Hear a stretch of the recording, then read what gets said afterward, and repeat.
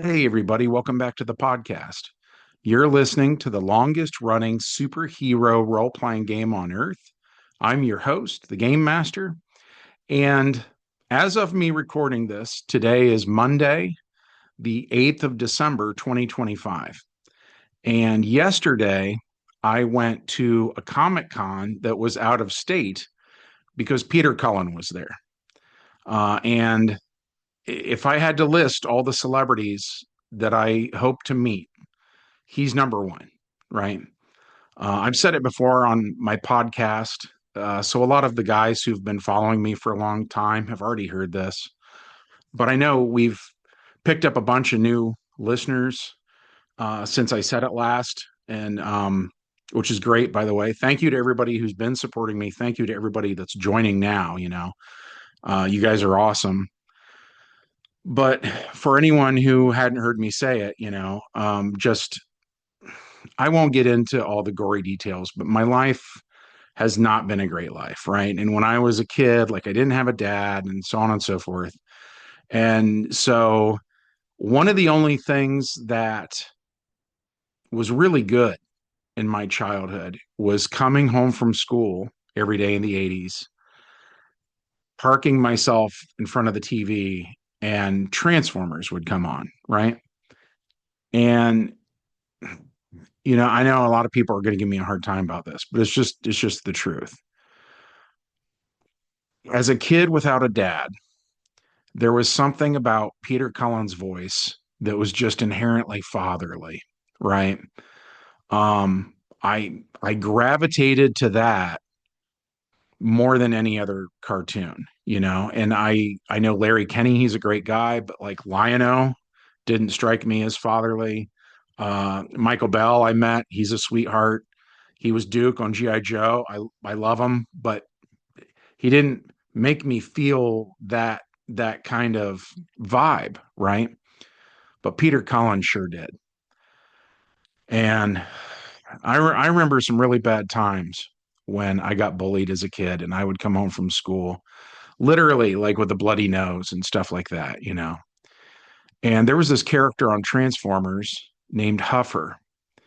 And kind of his reason for being on the show in a way was to be the pessimist. And and so I remember this one day in particular coming home from school, and it had just been a really, really terrible day. And so Huffer is saying these lines in this episode, and the lines are stuff like, "We're not as strong as these guys are," right?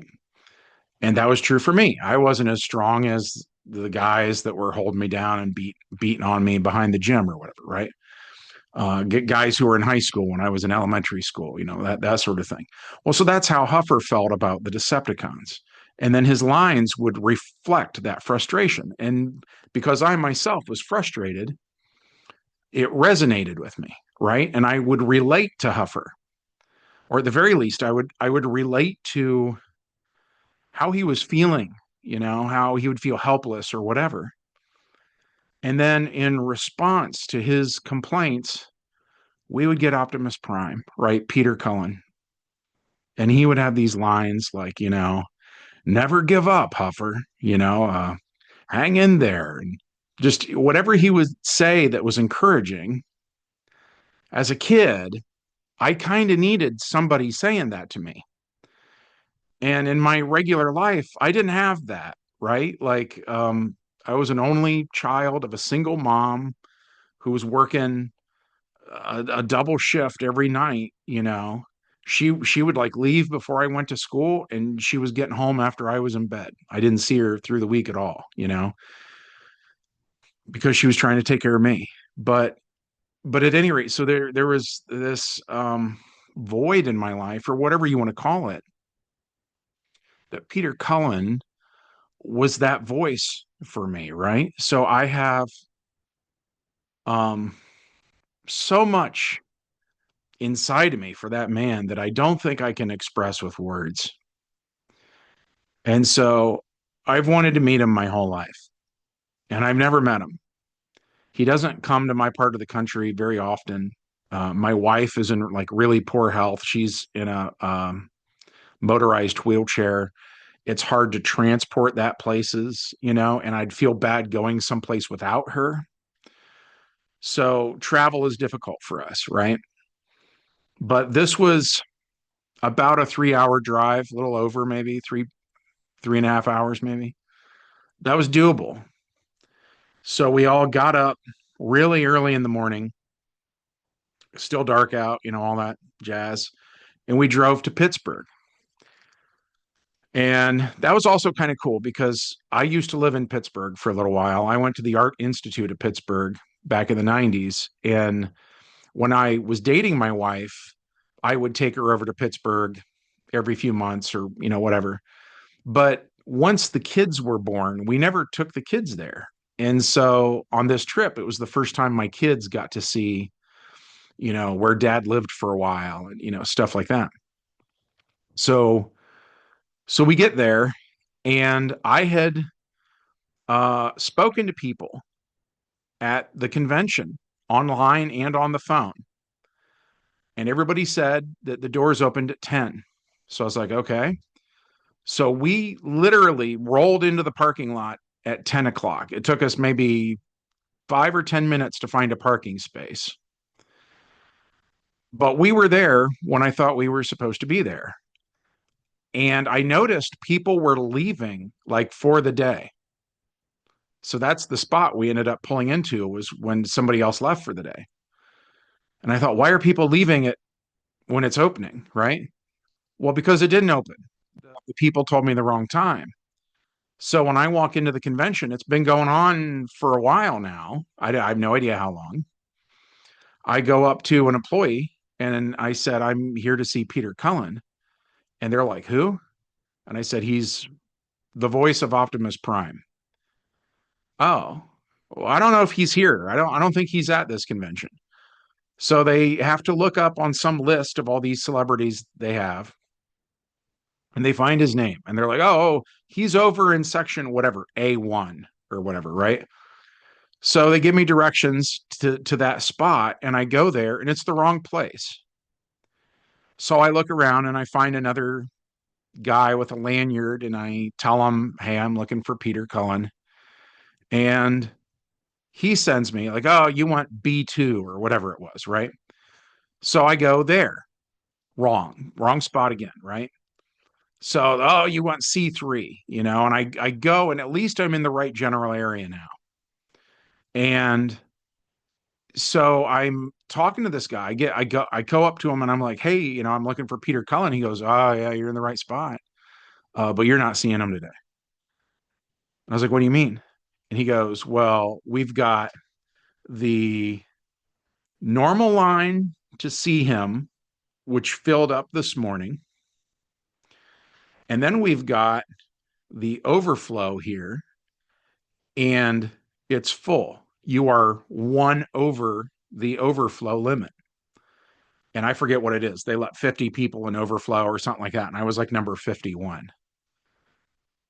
So I was nice. I wasn't mad. But I said, hey, I don't know if there's anything you can do. I've never met the man. It would mean a lot to me. I live in Ohio. I had to go through West Virginia to come to Pennsylvania. Like it's been a drive, right? And he's kind of the only reason I'm really here. Well, Frank Welker's there, and I want to meet him too, but I don't have that fatherly, feeling from Frank. And so he's like, yeah, no, sucks to be you. And I was like, okay. And I said, well, if it's all right, I'd like to sit here. And maybe if I'm lucky, somebody will get tired of waiting and they'll give up their spot in line and I can move up a spot. And instead of being number 51, I'll be number 50 or something. Would that be all right? And he was kind of like annoyed. And he's like, okay, yeah, fine. That's whatever, fine. It's like, okay. And then somebody else comes up and asks him to see Peter Cullen. And he goes, oh, yeah, you want that line over there. And I was like, what? I asked to see Peter Cullen. And he's like, oh, I thought you wanted to see Frank Welker. And I said, no, I said Peter Cullen. He goes, oh, yeah, that's over there. But they're filling up too. I doubt you're going to see him. So I go, well, I'll take my chances, you know? So I go over there and then I am literally number 50 or whatever, where I am the last one. And then they're not letting anybody after me. So I'm thinking, I think of that quote from Dumb and Dumber, right? So you're telling me there's a chance. So I'm trying to be hopeful. And so I just sit there. And my wife had an extra wheelchair. Like I said, she usually uses one that's motorized. She has one that's a normal, thing you push. So I wanted a place to sit down. So I sent my son out to the car and he grabbed that extra wheelchair for us that we use in case the other one like loses its battery charge or whatever. You get the idea. He brings the spare in and I just use it as a chair and I just sit there in the line from roughly 10 a.m., 10:30 a.m., something like that, right? Until 2 o'clock. And by the way, the other thing that I've been told from the employees at this point is that it's for sure over at 2, because then at 2 o'clock, he's going to go to an auditorium somewhere and he's going to do a Q&A session. And so I'm holding out hope for that too, that if nothing else, I can go there next. Maybe I can ask him a question and then maybe I can just tell him how much he means to me. That's all I really want, right? I never cry, but I'm trying really hard not to cry when I tell this story. At any rate, I just want to tell him how much he means to me. And I think, well, if this isn't it, maybe I can do that at the next thing, right? So I wait in line until 2 p.m. And then they come back and they say, yeah, no, none of you get to see him. He's done. And so everybody just starts to walk away. And by the way, what kind of sucked was ahead of me in line, there was this guy. There was multiple people ahead of me in line. And I would overhear him say stuff like, who is this guy supposed to be? He's a voice of something. They had no idea who he was. And that like made it worse, Like I don't want to sound entitled or whatever, but like it kind of sucks to be really invested in a thing and maybe the person that's gonna go see him doesn't even know what he's ever done. Like that's a bummer, right? And somebody else, they had a dolly full of boxes. And I don't mean like the actual toys themselves, like each box is one toy. I mean big boxes where each box might contain 10 toys. And they had it stacked as tall as they were. And they wanted him to sign all that stuff so they could go sell it on eBay or whatever. And they also didn't really give a crap about him, you know? So that was frustrating too. But so it's 2 o'clock and everybody kind of disperses. And the room I'm in is kind of hard to describe. It's a large rectangular room.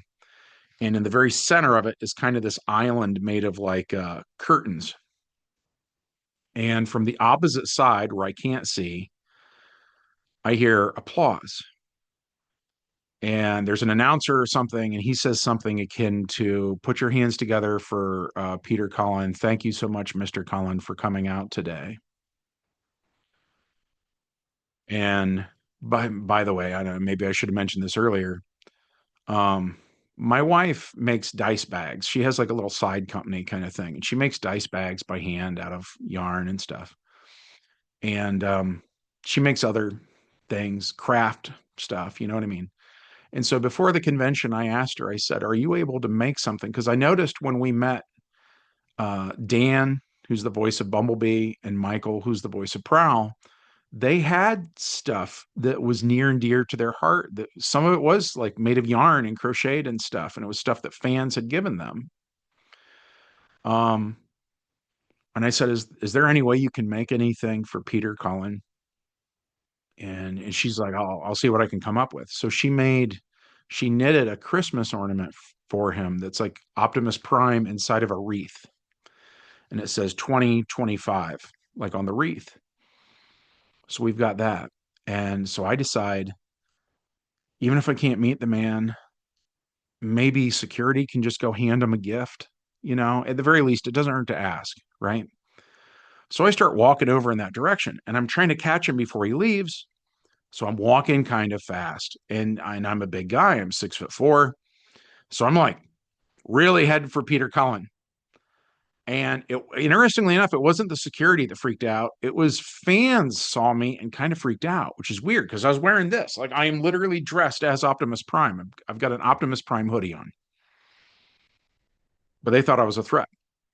So fans are like kind of giving me a hard time. And there's some Karen in my face, and man, I'm going to get security. And I said, I'm trying to talk to security, right? Because I want security to hand him the gift. She's like, oh.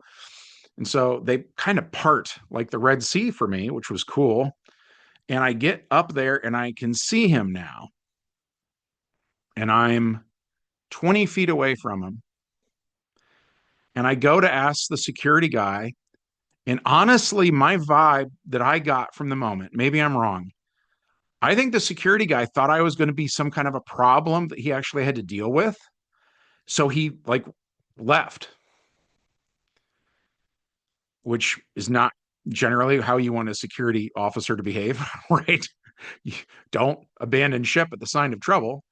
Not that I really was trouble. You know what I mean? Hopefully, you know. Well, so point being, I'm 20 feet away from Peter Cullen. And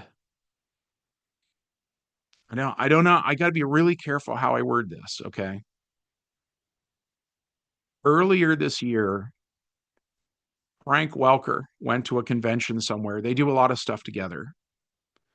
Frank Welker went to a convention. I want to say it was San Antonio, Texas, maybe. Wherever it was, though, he said something's wrong with Peter's health. And he didn't tell us what it was. And I don't really, that's not my business. But Frank Welker said, if you guys could pray for Peter, he needs your prayers right now. And so news of that had gotten back to me. And that broke my heart because I want these guys to live forever. I know they won't, but that's what I want, right? I'm getting a little choked up now just thinking about it. So I don't know what the specifics of the situation are, but I notice that he's had he has a bruising on his hand that indicates he's been in a hospital. And I actually, when I was in line, I overheard some employees of the convention talking about how they had to push him around in a wheelchair and they had to get him in and out of the wheelchair when he was like doing the Q&A panel or whatever. And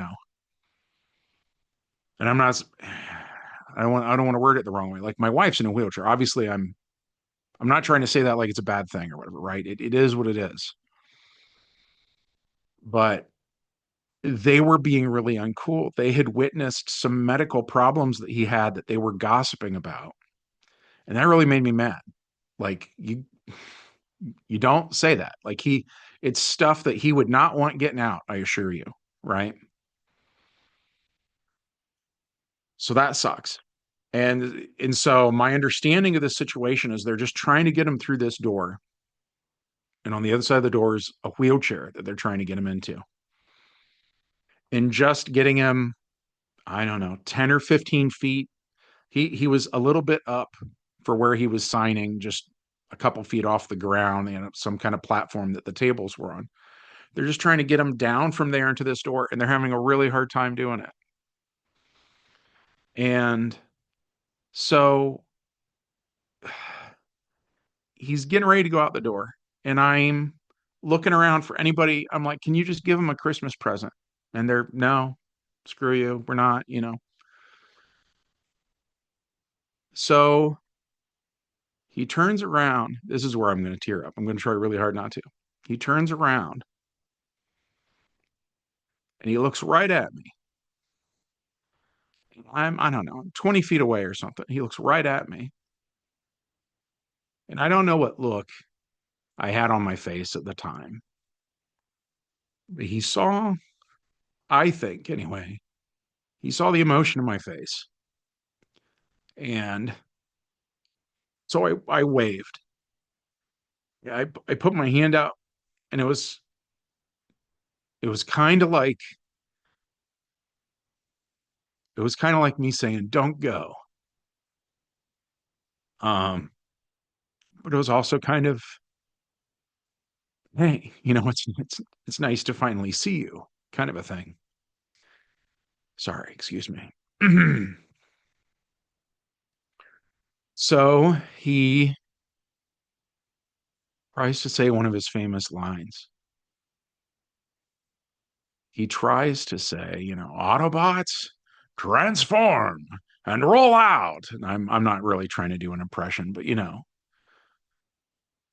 can't. He can't do it. I don't know if he didn't have couldn't catch his breath. I don't know. That was kind of a louder thing he was trying to do. And then more quiet than that, he tries to say, "Till all are one." And he can't do the voice. And that got me, man. Um, that got me. Uh, that broke my heart. And so finally, and I'm probably looking at him like I'm looking at you. And he's looking right at me, and he waves, and he says, "I love you." And I tried to say, "I love you too." And it didn't come out. I said, "Love you." And he went through the door. So I didn't I didn't get to shake his hand. There were so many things I wanted to tell him. I wanted to tell him, I'm sorry. I wanted to tell him that he's probably the closest thing I ever came to having a dad. And I wanted to give him a hug. And I'm worried now because of his health stuff. I'm worried I'll never see him again. And that sucks. So, to be brutally honest, I am not okay. I am I'm not okay right now. Uh I'm I'm glad I at least got to see him with my own eyes. Um what happened is better than nothing, for sure. I just really wanted a hug. Um I hope whatever's going on, I really hope it turns around and he lives for another 4 million years. Um I hope he does. I'm just admittedly I'm kind of a glasses half empty kind of guy, so I'm kind of freaked out right now that just I'll never see him again.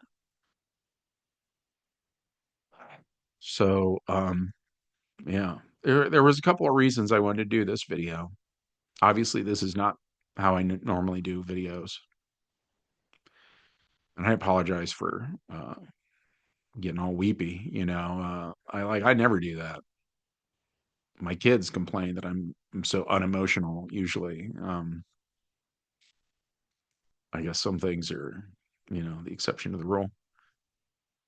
Uh, but there was a couple reasons I wanted to make this video. One was, if in 2026, if spring of 2026 rolls around and he's somewhere near you and you've never met him, I want to give you a heads up, that do all you can. I think he was actually I probably could have juggled some stuff financially and met him before this and didn't. And I think I'm always guilty of thinking like, well, I'll do it next year. I'll do it next year. You know what I mean? I did that with Leonard Nimoy. I really wanted to meet Leonard Nimoy, like really bad. And I had a million chances to meet him. And I'm like, well, I'll do it later. I'll get around to it. I can't do that now. So, if anybody hears this, sees this, whatever, if he's in your neighborhood, by all means, I would meet him, you know. Um, the other reason, this is lighter, but the other reason why I wanted to do this was my plan for December, on to a lighter topic for a minute. On my channel, we very often deal with things like Transformers, G.I. Joe, He-Man, Thundercats, you know, stuff that when I was a kid in the 80s, it was always what they would refer to as boy toys, right? The channels deals with that a lot, right? As well as obviously DC and Marvel. That's for sure our our main course. But the other stuff, because it's so pop culture these days, and there's so many crossovers and everything, we've done a lot with Transformers. And last Christmas, my wife said that for Christmas, she wanted me to run her some more girly stuff for a change. That's not what I grew up on, My Little Pony and whatever, Barbie, Rainbow Bright, that kind of thing. Is I never owned any of those toys or whatever, you get it. But my wife did. And so I ran stuff like that for her last Christmas. And I uploaded those to the podcast and they were really well received. I was kind of worried, I thought maybe I was going to upload, I don't know, something, strawberry shortcake or something, and that people were going to go, what is this guy on? Right. And like just quit following, unsubscribe. I didn't want that. But to my surprise, it went really well last year. And even some of the games I ran for her that were games I never imagined running in a million years, they went really well. So we did run two Barbie games about a month ago, and they were shockingly good. I know a lot of guys out there are hearing me say I ran a Barbie role playing game and it was good, and you're probably like, yeah, right. It was. I mean, admittedly, it was kind of Barbie in name only, and I ran it a little more kind of James Bond. The skeleton of the adventure was a James Bond adventure with kind of we wallpapered over it in Barbie pink, so to speak. But it was two adventures. They were really good. They're going to drop later in December. And then every year for a little while now, we've been doing a Christmas game that is inspired by the old Rankin Bass Claymation Christmas specials.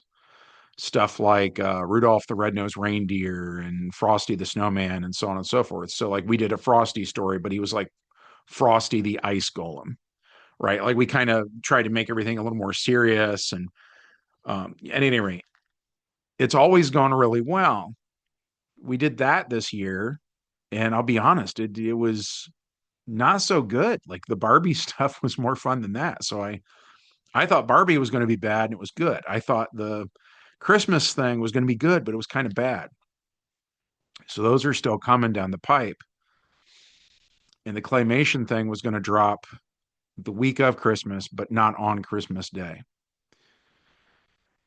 Christmas Day thing, I had hoped was going to be Peter Cullen actually playing our role playing game, which is exactly what we did with Dan playing Bumblebee and Michael playing Prowl and all that stuff, right?